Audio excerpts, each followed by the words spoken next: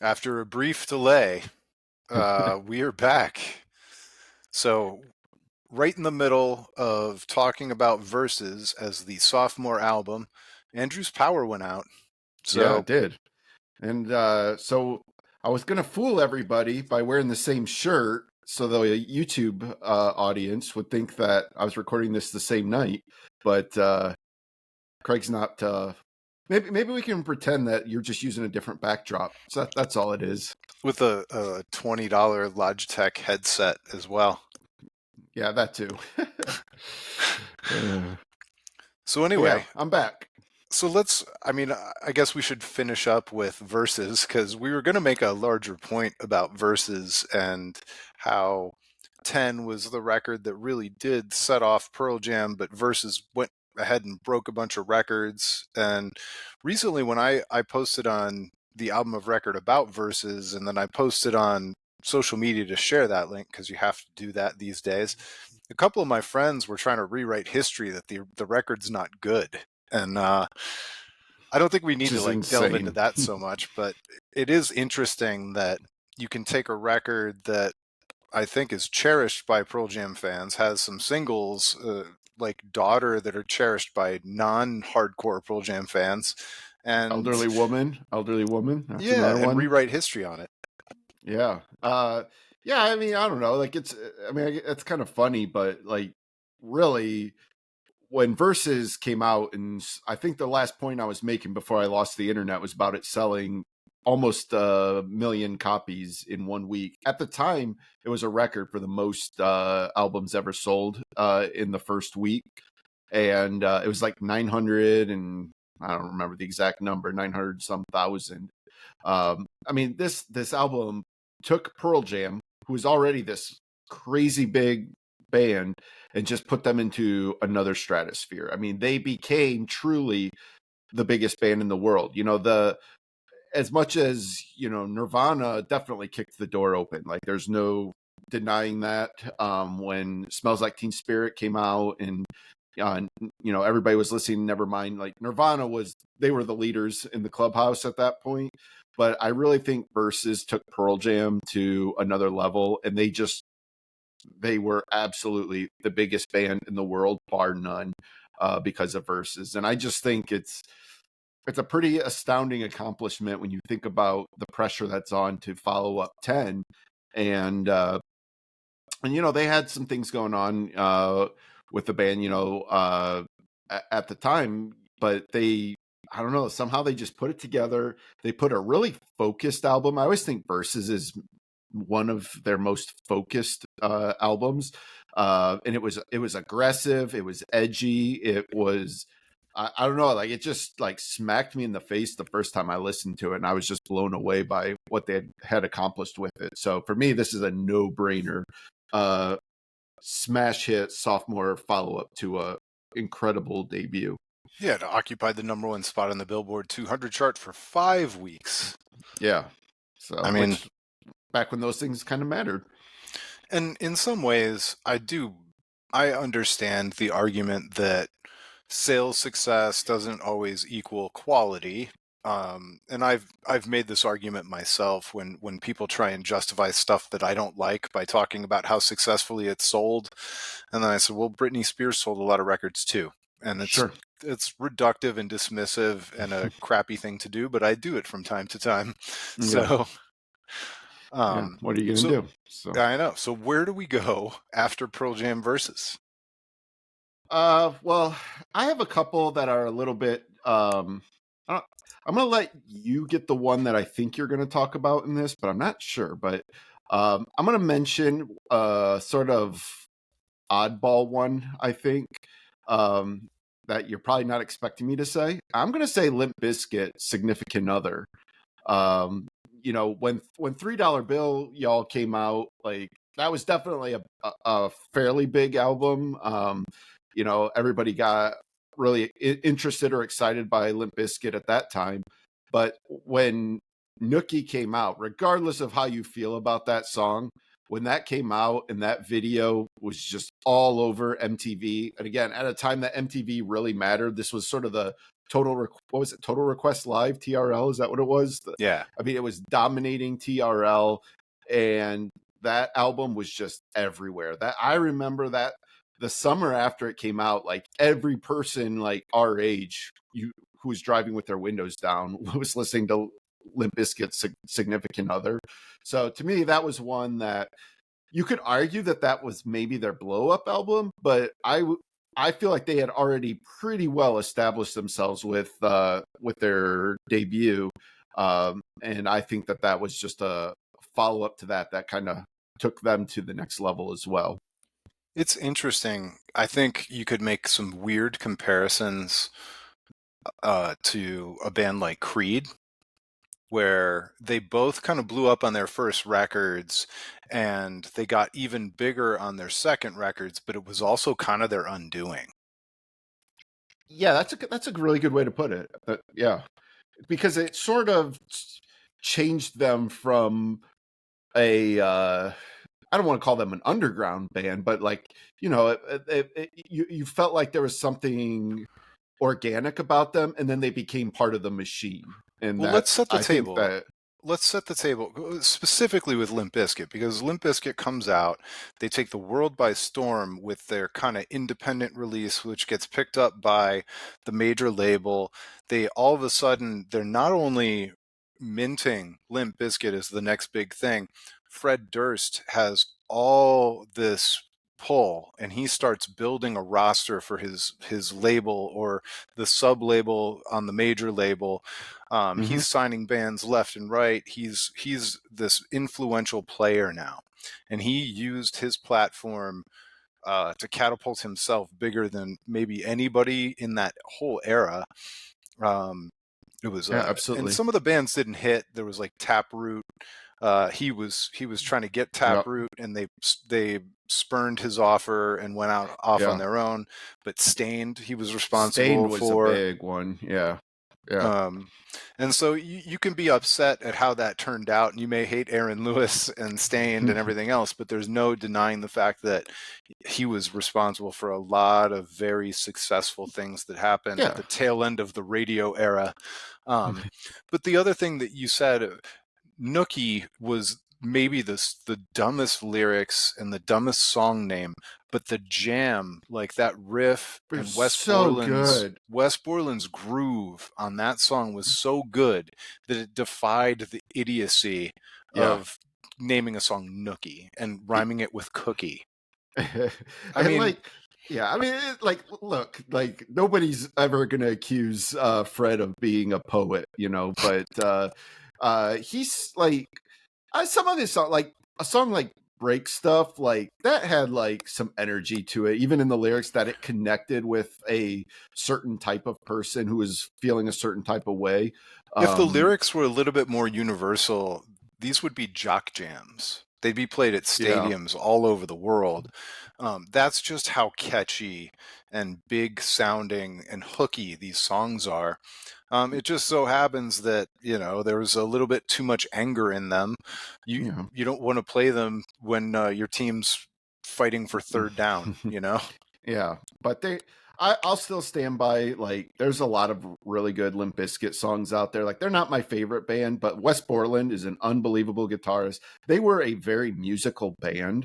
I think people who were turned off by Fred's both Great his drummer. his lyrics and also just sort of his general demeanor, I think some people found off-putting. But like that was a very musical band, and I feel that, especially on Significant Other, they were really doing a lot of different things with textures and sounds.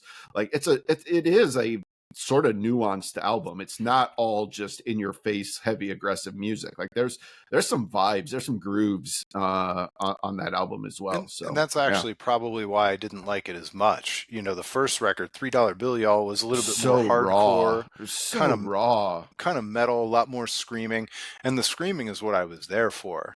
Yeah, Um, that album probably holds up a little bit if you were there. I'm not sure how it yeah. holds up if you weren't there, but Significant Other was done by Terry Date, who is the That's producer right. who he worked with Deftones, he worked with Pantera, White Zombie. I mean, you Yeah. and I are ginormous Deftones fans. Yep.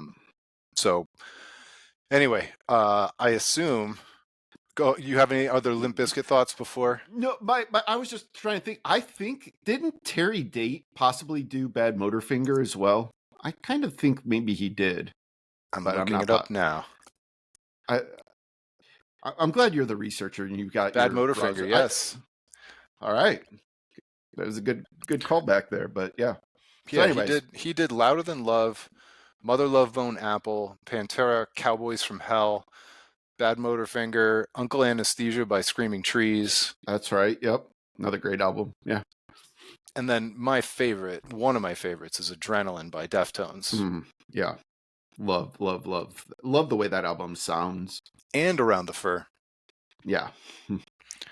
All right, I assume by the way you were talking about my next pick that you were talking about the Downward Spiral.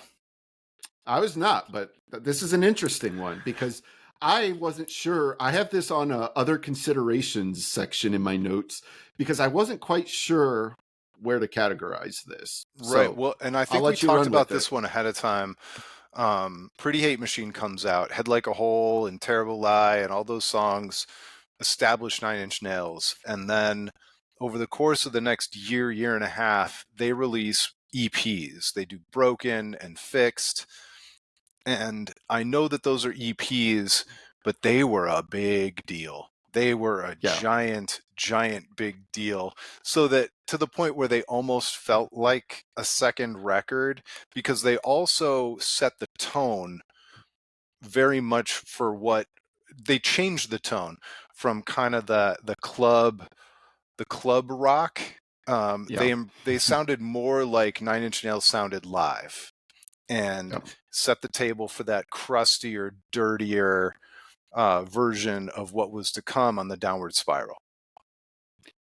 Yeah, and like it's funny because today there's in my like I definitely treat Broken as a album. I don't treat it as an EP because on streaming services they have all of the bonus tracks are included in it, so it's just one listen and it's long enough to feel like an album. Whereas I think the original EP was only 4 or 5 tracks, and then they had the two covers that get added on the streaming services. But like to this day, like if you buy it on vinyl, the extra tracks come on a 7 inch. They're not included on the actual EP. So it's I mean it is an EP technically, but yeah, Downward Spiral like that which is funny because I will say at the time I actually wasn't that into that album when it came out.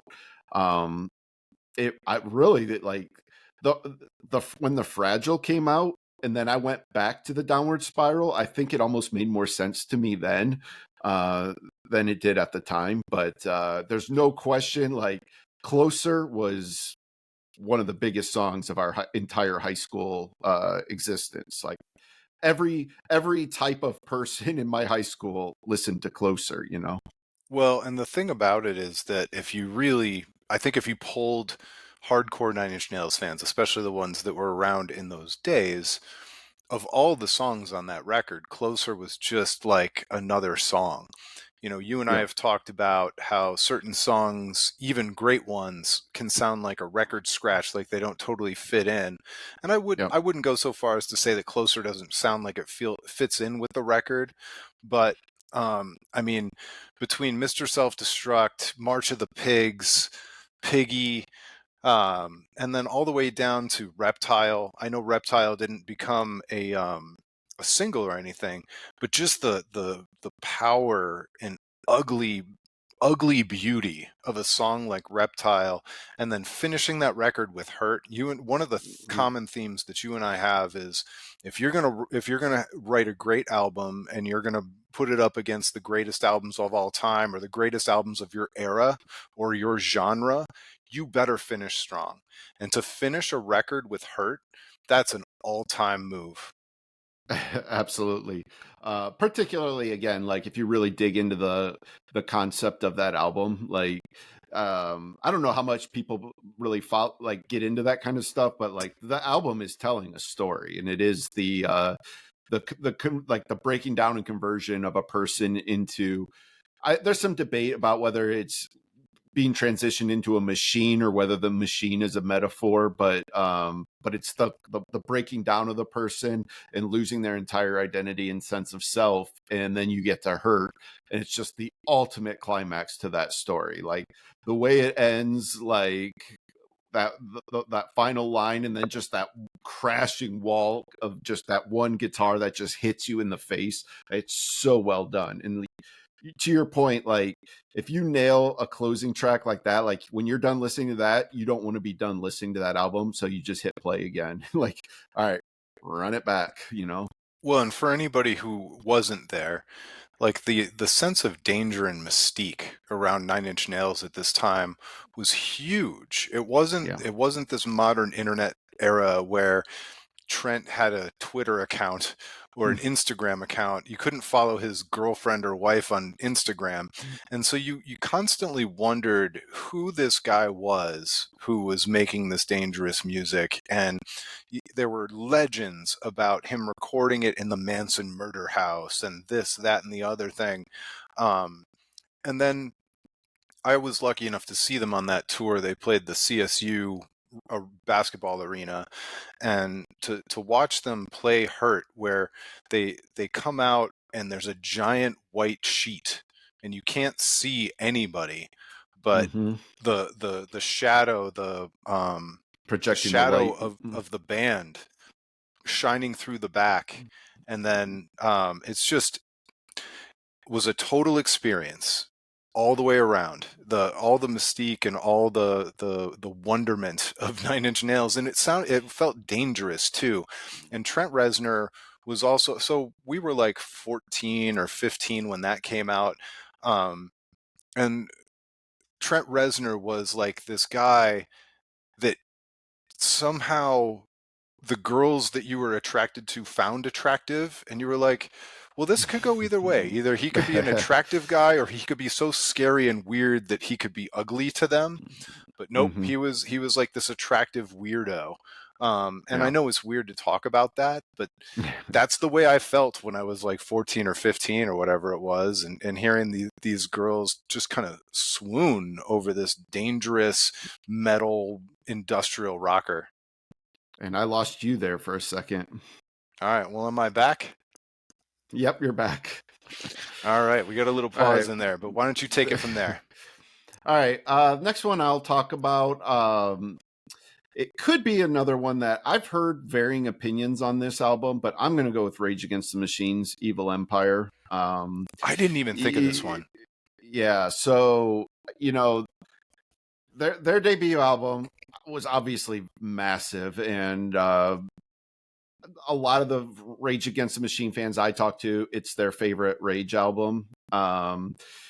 So when Evil Empire came out, there was a degree. I remember thinking, like, I don't know if Rage can put out another good album. Like, it sort of felt like how they made their statement, but with that kind of music, because it was so new, that mixing of rap and hard rock, it was so new and novel at that time that I didn't know. I was like, I just don't know how they can really follow this up. And I remember the first time I heard Bulls on Parade was actually on Saturday Night Live. They played it. So I don't know. I'm going to guess that it had to have already been out. I don't think they would have played it before it was out. But for whatever reason, I just remember that was the first time I heard Bulls on Parade. And when I saw what Tom Morello was doing with his guitar, like literally cannot describe enough how much my mind was blown with what he was doing with the guitar. He was not playing guitar. He was doing like something else with that guitar. Like it was making sounds I've never heard before. And then, Bulls on Parade absolutely blew up. And that album, I love that album from beginning to end. Like I can listen to that whole thing, but it didn't produce a lot of hits really. Like, I mean, I think probably Bulls on Parade is probably the only real song probably most people, even who, if like casual fans, probably even know off of that one, right? Like, I think Viet Now got some radio play. and certainly People of the Sun was the other single. But here, I got a quiz for you because I'm the research guy, right? All right, all right. One of the songs from that record won a Grammy for Best Metal Performance. And it wasn't Bulls on Parade, huh? Bulls on Um. Parade did win, but there was another song that was nominated for a Grammy for Best Hard Rock Performance. Oh, I really don't know. I have no idea. Actually, no, I'm wrong. Hang on. Tire Me won the 1996 Grammy Award for Best Metal Performance. Really? Bulls on Parade and People of the Sun were nominated for the Best Hard Rock Performance. Wow. There you go. Um, yeah, so let's talk about this though. Um, Evil Empire was released in 1996, and I don't know about you, but it felt like absolutely forever that we were waiting for the follow-up to their first record, Yeah. almost to the point where you wondered if they were going to follow it up at all. Yeah. Because that first one came out in what, 92? Still Yeah, in a room 90. without a view. Yeah. I'm pretty sure it was 92. Yeah. Yeah, I think so too. So, but 4 years is just an impossibly long amount of time in those days for Yeah, a record that exploded. that's an entire high school existence, you know. And Well, that's why I was to that saying, point, I remember listening to their debut in like the eighth grade or middle school, and not yeah, getting the other one until we were seniors in high school. yeah, Um, and I just, but you're right. Forget the singles. Bulls on Parade is easily the biggest single, maybe the biggest song from the band's career. I don't yeah, know if they followed it up past that, but the the other tracks, that thing was perfect from the beginning to the end. Down yep. Rodeo. Down Rodeo wasn't officially Oh, a single, but that was all over the radio. yep. Um, Loved that. if I had to pick a favorite song, I don't know that I could give up Wind Below. And Mm, so yeah. you have so many songs like that on that record. There's Hmm. not a dead moment on the whole thing. Yeah, so for me, the reason I said like some people might hedge on that is because of the fact that to some people they perceive it as a bit of a one-hit album. But I think if you're like if you're into Rage Against the Machine, like you like that, you love that album for, like all the way through. And to me, it's a no-brainer. They because of again the multitude of like how difficult it is to follow up that debut. Like and maybe that's partially why it took so long, but you can't just put out another album of the same sound. Like that wouldn't have worked.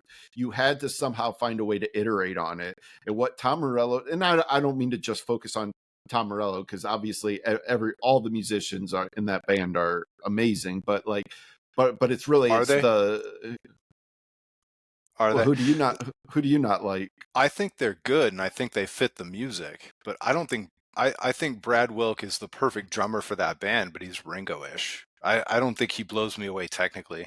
Okay, that might be fair. But I like Tim's bass playing a lot, so I guess I think he's very very fitting, and I think he's good, and I think his energy and presence are great. But like, and yeah.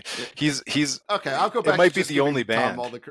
I'll just go back to giving Tom all the credit then. Tom and but no, Zach. but Tom's like just what he did with the guitar on that album. Like I still just listen to that and like you know if you're a kid like trying to figure out how to play guitar, good luck trying to figure that out on your own. Like No, just he's a true innovator. There are you know, so few true innovators on the guitar.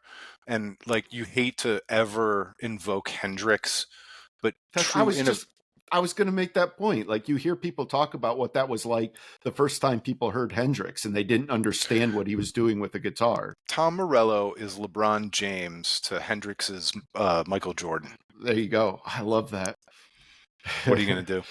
All Yep. right. Have we All talked right. about Ænima yet? I forget. We did not. And I didn't have that on my list. I Tool, did.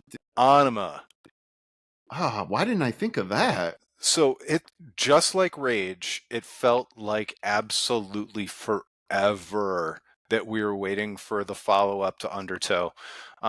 Yeah, they had Opiate, which was an EP, but Undertow was the first official LP for Tool, featuring Sober and Sober is still probably the biggest hit of the band's career, even though they don't play it very often.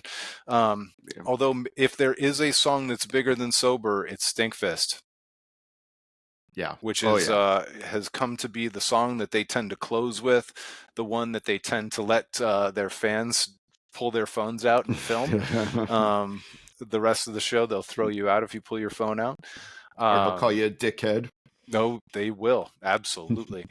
But Ænima was another one kind of similar to the Downward Spiral, where it was just surrounded by mystique, and that band Hmm. was built on the message boards and the speculation and people reading into the lyrics. When it came out that the band did research into uh, the art, the benefits of crying, and like all these different philosophical things in order to create the Hmm. record. And then you would read about drummer Danny Carey and how he studied geometric shapes to place all his drums and everything else. and Yep. and it was like the nerd band, but Yeah. cool and rocking. Yeah.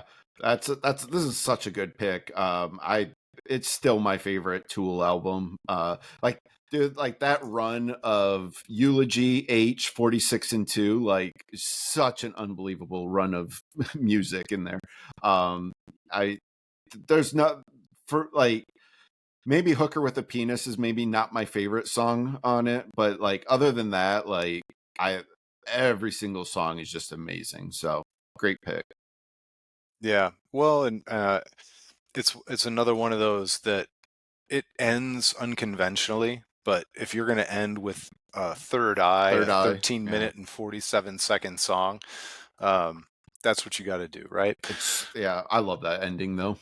I almost got in So trouble in school my senior year of high school because there was like an English project where you had to play a song, and mhm. and I picked a 13-minute and 47-second song that included Bill Hicks Yep. talking about being real fucking high on drugs. Yep. Yep. I for Oh. some reason I was just averse to finishing high school. I threatened to not finish Yeah. every way You possible. were trying, yeah. So Um, how totally unrelated to this, but the other way. I ran the morning announcements with some friends. We did the visuals on a Commodore 64, and I picked a lot of the music.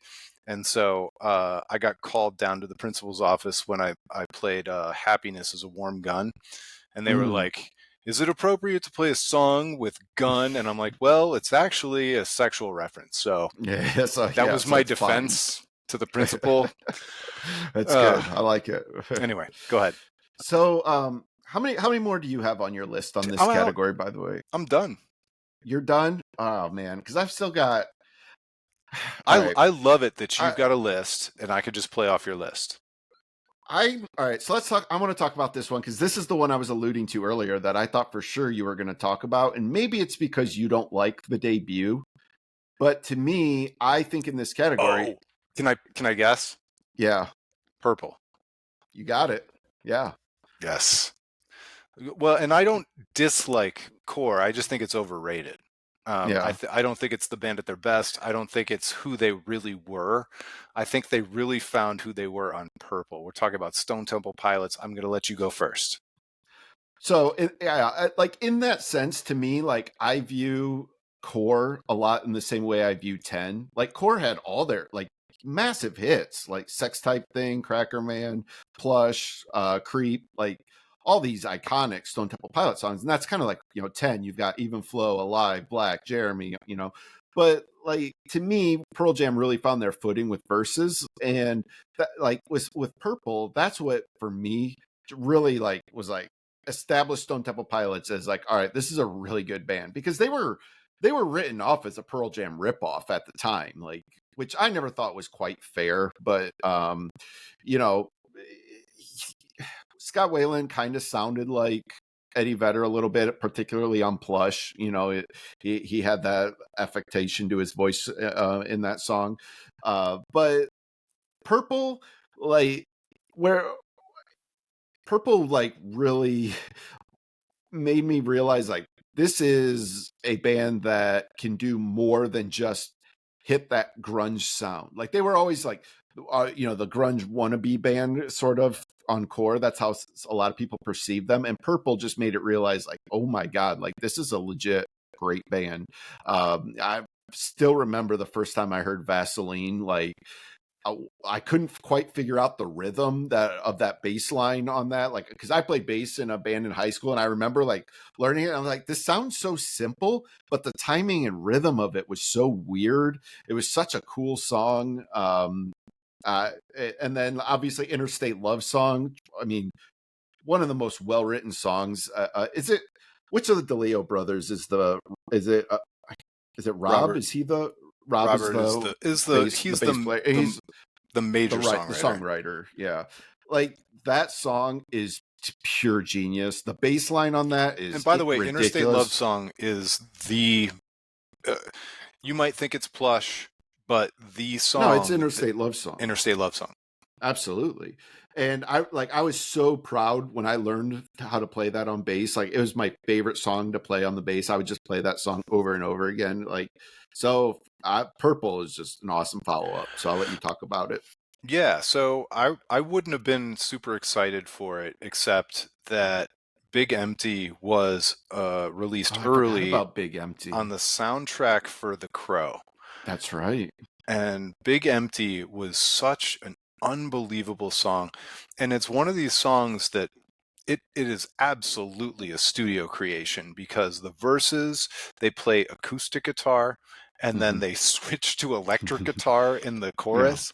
And so obviously without some real dramatic tech work, it would be really hard to do that. Yeah. But it's just a beautiful song, and it's powerful. And that one really, it's one of those situations where we didn't talk about this, but Year of the Boomerang was on a soundtrack for Higher Learning before it That's was on right. Evil I Empire. forgot about that. And actually, the very best Rage song of all time is from the Godzilla soundtrack. Yes. No Shelter. No Shelter. Absolutely. So I'll just real quick. When in the days of when like we had actual MP3s, like we weren't streaming, we had to have MP3s. I would always, every Rage album, I put No Shelter on there at some point in there where I wanted it to be, which is always just kind of. So back in my heavy running days, I had a mix that was timed for 5K, and a mix that was timed for a 10K, and a mix that was timed for a half marathon. And No Shelter made it as like the third song on every single one, because you needed No Shelter to That's perfect. I would always open up with Sugar by System of a Down. System of a Down. Spoiler alert. But no, the perfect song. Anyway, back to Stone Temple Pilots. Just again, I had kind of forgotten how great Purple was until I wrote about it recently, and I went back and I obsessed over it again, like I was 16 or 17 years old, whatever it was. And I had forgotten it's not just the big ones. I'm still not a big fan of Pretty Penny. But it's not just about Interstate Love Song. Still Remains is a phenomenal song. Silver Gun Superman is a phenomenal song. Unglued, Army Ants, and then to finish with Kitchenware and Candy Bars. Kitchenware and Candy Bars is still probably my favorite Stone Temple Pilots song to this day. Also, it had one of my favorite hidden tracks of all time too. Where he was doing the second lounge album. Yeah. Yes. 12 loved it. 12 gracious melodies. Make gracious melodies. Yeah. So good. So well, and there's also the legend. I grew up in I went to West Geauga High School on the east side of Cleveland, and the legend is that Scott Weiland went to Kenston High School, which was a town over from us, for at least a little while before he went and made it in LA. So local band. There we go. Yeah, just we in Cleveland, we cling to our tenuous connections to local bands. Maynard grew up in Ravenna, Ohio. Scott Weiland went to Kenston. John Popper went to Chardon High School for a little bit. Resner didn't Resner? Yeah, he went to Cleveland State. Yeah. So yeah. Okay, I've got a couple more. I'll go through real quick here. When I spoiled one, did you have Toxicity on your list? I don't, I don't. So if you want to System talk of a about that, Down, Toxicity. which, This is one that, first of all, their debut was one of my favorite records whenever I finally discovered it. It was recommended to me by friends. One of the listeners of the podcast, my buddy Joe, who also plays guitar in the Acid Bath tribute band, among other oh, bands, right. he's the one who told me to listen to System of a Down, and I just fell in love. Um, but I thought for sure that that band was going to break on Spiders. I thought the song from their debut Spiders was going to be the one, Hmm. and that song did well. It gave them a little bit of attention, but not until Chop Suey did they Yeah. really truly explode. I just remember spiders from Tony Hawk. It was in the Tony Hawk game. I remember it from that, but I didn't listen to the debut much at all. Toxicity, like even Toxicity, like it took me a while to get it. It wasn't until one of my friends played me Aerials that I was just like, "Whoa! Like, what is this? Like, this is awesome." He's like, "System of a Down." I'm like, "Oh, maybe these guys are a lot better than I thought." So then I went and actually gave it a good listen, and yeah, I to this day, like, I love that album. Rick Rubin.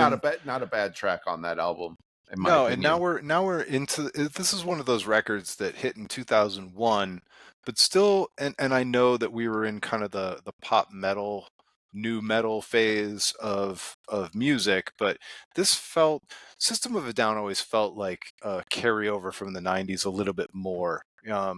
I always put them at a higher plane of that new metal. I put them in with Deftones as opposed Yeah. to and They're survivors of that scene. and look, I don't hate Korn, Yeah. but I put Korn on a more superficial level than I do Deftones or System of a Down. Korn doesn't hold up as well over time. I No, loved Korn. I was a huge Korn fan. Uh all the way through, certainly all the way through Issues. Probably after that I fell off a little bit, but they are now the when I go ultimate example of a band you really did have to be there. And if you yeah, weren't cuz when I there, go you're back like, now, but let's talk about that real quick. Life is Peachy was a major disappointment. yeah. Uh but it's one that I actually like later kind of fell in love with. I had like a phase where I got like really into Life is Peachy, but it was like much later. It was like maybe after I graduated college, even like I went back and like got into that for a while. But yeah, that one, it just that album just didn't immediately catch me the way their debut did. But then Follow the Leader, like that album, like Well, when we I talk about listen to third nonstop. records, Yeah, we'll get to that. So, well, since we're talking about these kind of bands, one other one that I had on my list to talk about in this vein was Linkin Park's Meteora. total When blind spot for me. Linkin Park is a complete and utter blind spot for me all the way around. so when Hybrid Theory came out, and like I don't know what year that came out. I'm trying to remember now. I think I was still in college when that came out. But if that album was pretty big, like that was pretty huge. They were another band that got tons of MTV play. It was a very big debut. And then when they put out Meteora, like that one absolutely blew up. And I listen. It's another one like I associate it so strongly with summer. Like that, I to this day I can like excuse me, in the summer I can just like roll my windows down and crank that album. I absolutely love that. So that was to me that was one where they followed up a hit, changed up their style a little bit, and took it to another level. So, Hybrid Theory was October 2000, and Meteora was March of 2003. Okay, yeah. So, So it really would have been hitting big by summertime. yep. So so I had that, and then one other one I wanted to talk about in this category is going back in time. So we weren't there for this one, so it's a little bit tricky to talk about, but I feel like it's worth talking about. Is Led Zeppelin II, because I was the when anti classic rock kid until I came up and really enjoyed Pink Floyd. So Okay. you're going to be on your own here with Zeppelin. So yeah, so when Led Zeppelin I came out, like it, it certainly was a massive hit, and like everybody already knew Jimmy Page, uh, but he had put together this new band, and what was it going to be? And they, when you talk about like mystique, like anything you read about Led Zeppelin is just they're just buried in mystique, particularly at that time where it was even harder than obviously this is way pre-internet. You had to rely on music critics and magazines to learn about these bands, and they were always a band that had all kinds of urban legends about things that occurred uh, uh, behind the scenes that we won't get into here. But they were definitely a mysterious band. But when two came out, that one was one where it like took them and turned them into this band that like everybody knew was here to stay. Like it legitimized what they were doing with Led Zeppelin one, and one it has like sort of a more it's still like heavily laced in blues because at that time like rock was still like in its like early like formative stages, and so there's so much blues influence on one, and two is sort of the precursor for a lot of what like heavy rock or even some metal draws from. So that was a outstanding follow-up. So And while we were then sitting here, I came up with one more. okay. I'm not sure if you were a big Primus guy, but I I'm actually not a big like I like the songs played I bass hear in like high school, but not a but big Primus guy. Okay. I wasn't going to be able to play what Les was playing. Like I can't do Les Claypool. Like forget about it. So like maybe that's why I didn't like him because I'm like screw this guy. I can't play like this. So But this is an example of a really niche band, one that probably shouldn't be as famous as they are, really kind of taking the most advantage of MTV and just absolutely exploding. Sailing the mm-hmm. Seas of Cheese, which is the goofiest song, album Album. title that we could possibly think of. But Jerry Was a Race Car Driver was a huge hit. Yeah. And then even beyond that, Tommy the Cat was really big. Mm-hmm. Um, well, at least amongst the fans. And then Los Bastardos and Here Come the Bastards and Sergeant Baker, American Life.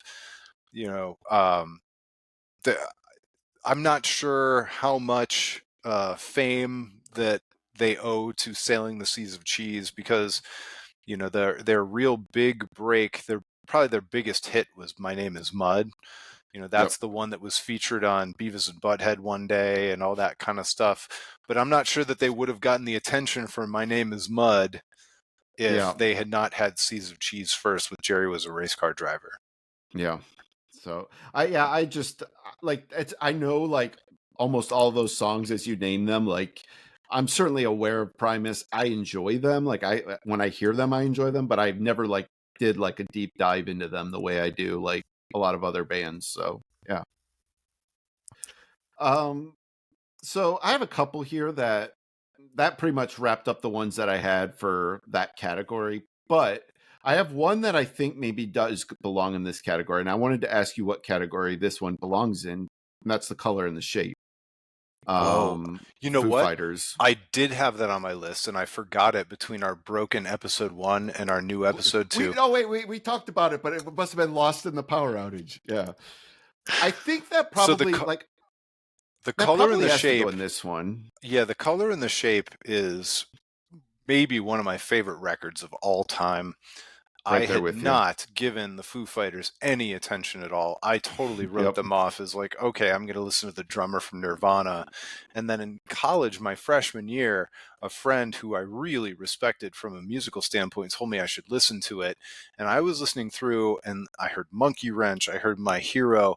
For me, it was February Stars is still probably my favorite song from that record, not to like be too cool for the room or denigrate any of the other songs on that Yeah. record, but it's nearly a perfect record.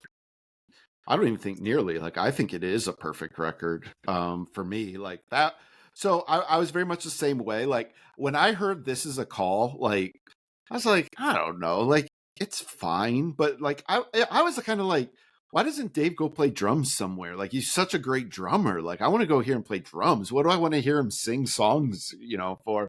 And I really did not listen to their debut that much. And this is why I wasn't sure which category to put it in, because even though I didn't listen to it that much, I feel like it was a hit though, right? Like that their debut album was pretty popular, I feel like. But Oh, it was big. yeah, but for me it was The Color and the Shape. The But first how time I funny heard is that. that? Like, that's back in the day when you and I were spending a lot of time walking through record stores. We saw that thing with the weird ray gun on the front Oh yeah. a, Oh a yeah, it was thousand everywhere. times, and we never bought it. Yeah. Nope. So yeah, so that's one that definitely deserves some mention. Um Another one that I wasn't quite sure about is, and I don't know that you were super into the Pixies, but Doolittle, um, like, If the Pixies have a greatest hits record, that's the one for me. yeah, like I don't know, like I was certainly around when Surfer Rosa came out. I can't remember what year that would have been, but I don't like remember it being that big. But today, like it feels like it was big, and this could just be an age thing because I was young when Surfer Rosa came out, because that was in the 80s, right? I don't know if you have that.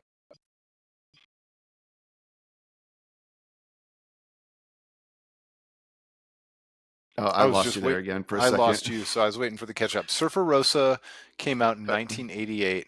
Doolittle came in yeah. 89. Bossa Nova 90.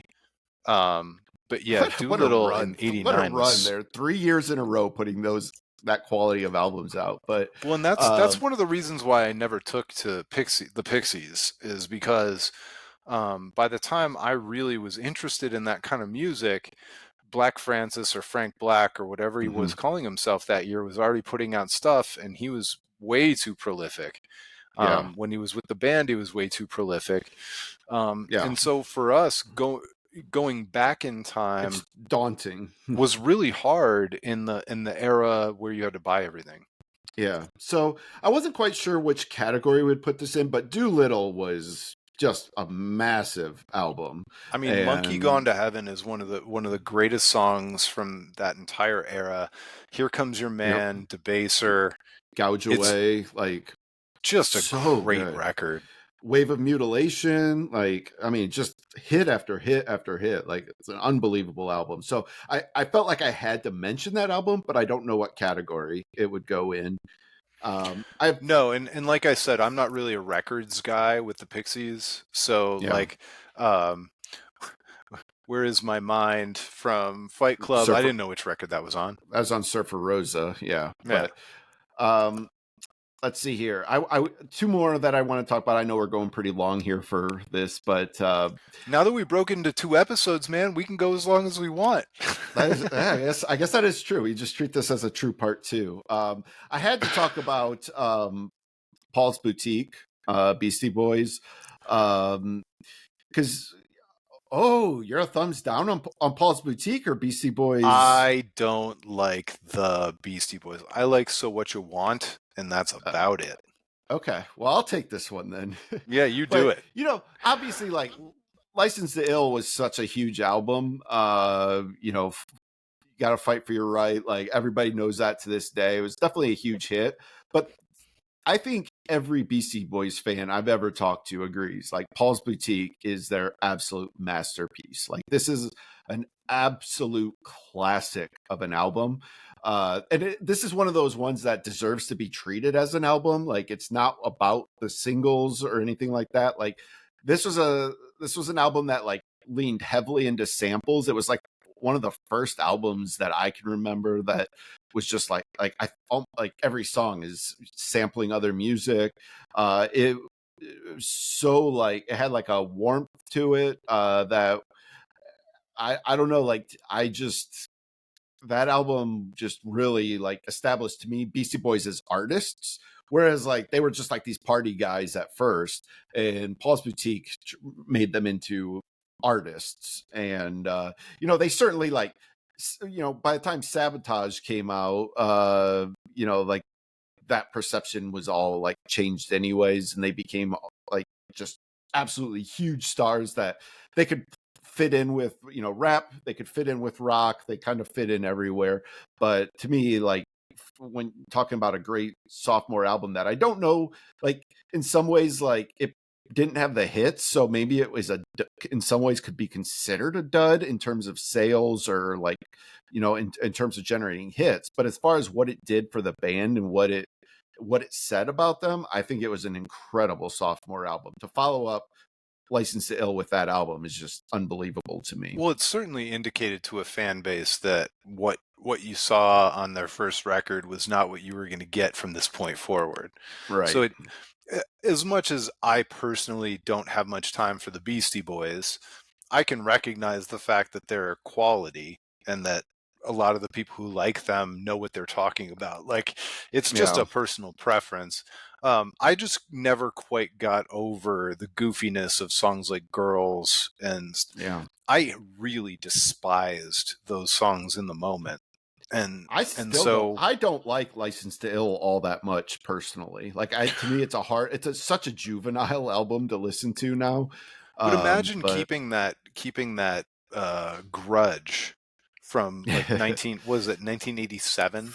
yeah, something like that. I was 8 years old and I'm Yeah. 45 and I still don't like that record. Yeah. I still don't Yeah. like the band. And There you go. honestly, Sabotage is a great song. I Hmm. can't argue with Sabotage. Like I said, So What You Want, I think, is an awesome song. The groove of that one Yep. is just incredible. So, I mean, Yeah. even in my dislike of the Beastie Boys, I can find the quality. Yeah. There you go. So, um, one other one, I have a couple other here that I don't think we need to talk about. I was gonna talk about Fugazi, but like, it's a weird thing to like when you talk about like Steady Diet of Nothing, like it's amongst like their best albums, but like they never like changed their trajectory. Fugazi was always Fugazi throughout their career. Like, they never blew up, they never disappointed fans, they just kind of were on a flat level. But one that's interesting to me, that again, it feels weird to talk about because I didn't perceive it this way, but do feel like we should talk about Ride the Lightning, because while for our age, like, I think we've talked about this, that for me, you and I, the Black Album felt like their debut. Like, I had listened to them before the Black Album. I Me remember too. I had like Garage Days, like a kid on my bus gave me that tape, and I, I already made a loved copy of one. that cassette. Yeah. So like, I'm not gonna sit here and say I didn't know that they were a band before that. Like, I certainly did, but I didn't go back to understand like what that going from Kill 'Em All, which is, I now understand, is one of the most revolutionary albums ever made. Like, they practically invented thrash metal.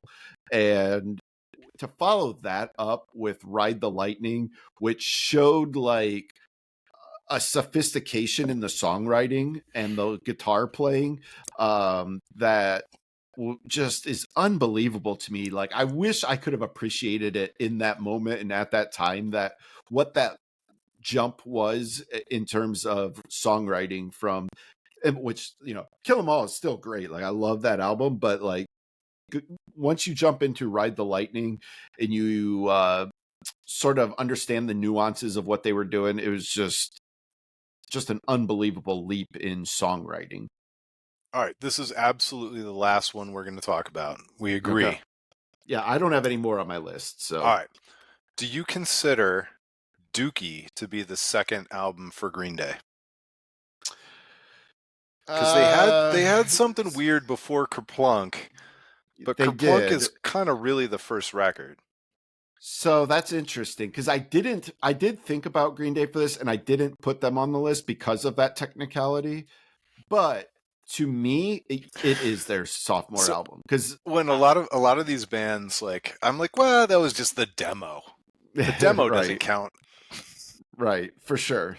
Dookie is like, I feel like at some point we should almost do a Green Day episode so I could talk more in depth about like Yeah. what they meant to me, because I think I talked to you about like how I got kind of annoyed at the way some people were talking about Green Day's new album, which isn't great, but like I didn't like the way some people referred to them as like a fake punk band, and that's something that they've carried around forever. And I I don't usually like getting into the whole, well, what's a real punk band and what's a fake punk band. Like, to It's gatekeeping. me, it is not only is it gatekeeping, but like I have an appreciation because Green Day like was not the first punk band I listened to, but they opened up a world to me They were a gateway that drug for sure. yeah, and they brought For all so of many us. people to punk music, which to me is just hugely important. And so I have such a strong appreciation for that band. And you know, uh, like Dookie is just an amazing, amazing album. And I used to love like this in an era in which like albums were still at like an hour long. Dookie clocked in at like 35 minutes maybe, which today would be like a normal length album, but back then it was so short, but I loved it and I could just listen to that like on over and over again, repeat. Like I love that album. So 39 minutes and 35 seconds. You're like an encyclopedia, man. yeah. So yeah, that's if I could count that as their sophomore album, to me that would definitely fall under the blow up album category, the one that made them massive hits. And I mean, we're talking about Longview, Welcome to Paradise, Basket Case, When I Come Around, and she Yeah. was taught me that you could have a fully fledged awesome song in 2 minutes and 13 seconds.